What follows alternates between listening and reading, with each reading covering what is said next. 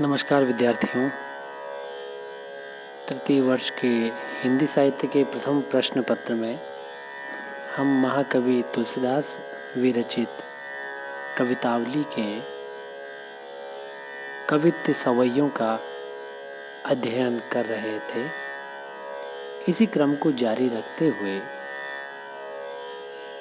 आज हम उनके लिखे हुए विनय के पदों को पढ़ेंगे।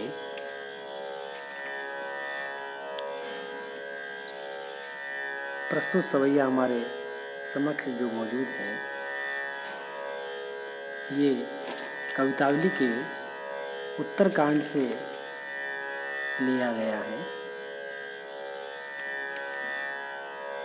पहले हम इसका पाठ करेंगे, इसके बाद इसकी व्याख्या समझने का प्रयास करेंगे।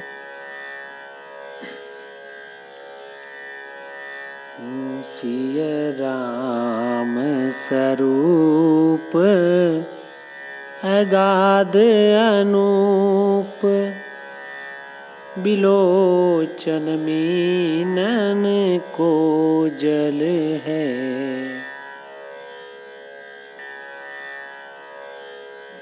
सिय राम स्वरूप अगाध अनूप, बिलोचन मीनन को जल है। श्रुति राम कथा मुख, राम को नाम हिये पुनि राम ही को थल है। श्रुति राम कथा मुख, राम को नाम हिये पुनि राम ही को थल है। मति राम ही सो, गति राम ही सो, रति राम सो राम ही को बल है।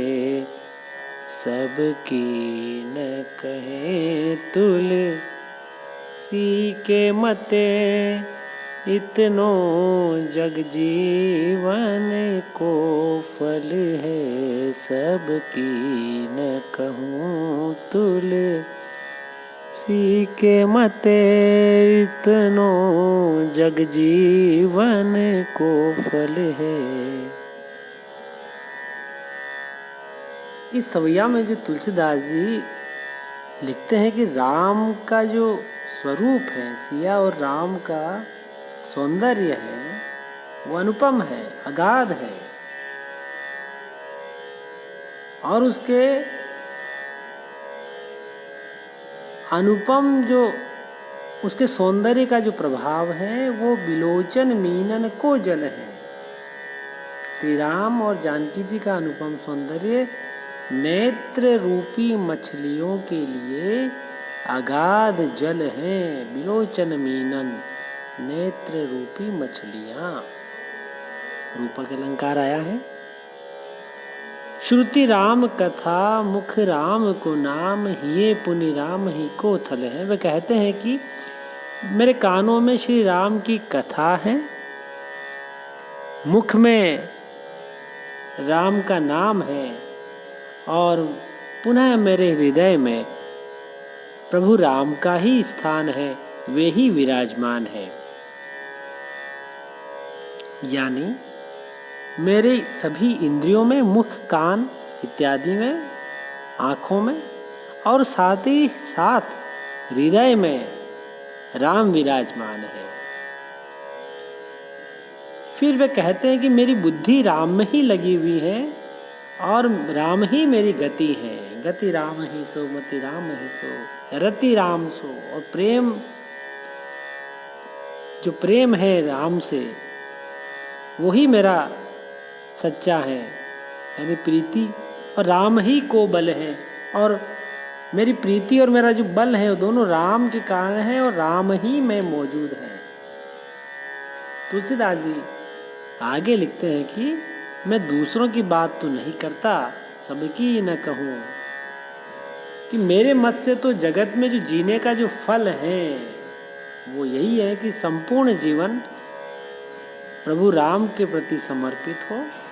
यही जीवन का फल प्राप्य है। तो इस प्रकार राम के सौंदर्य, राम की महिमा का यहाँ इस पद में बखान हुआ है। आगे का हम सवैया पढ़ते हैं, इसमें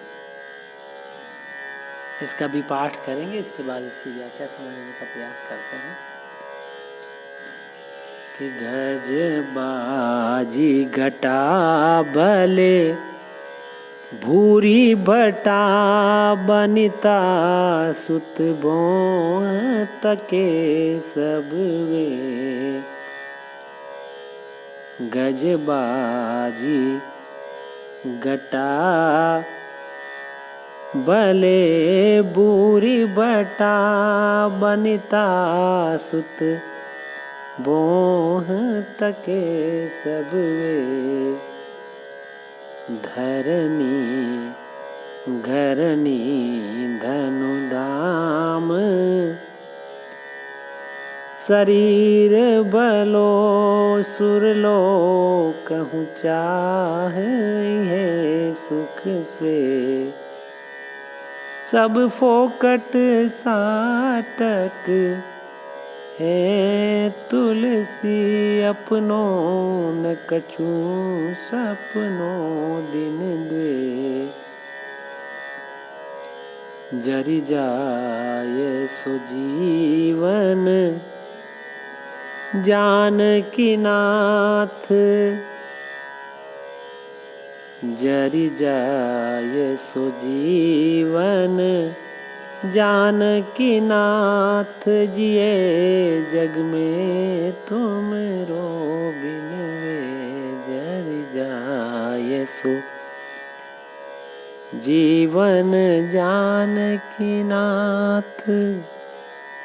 जिए जग में तुम रो बिन वे।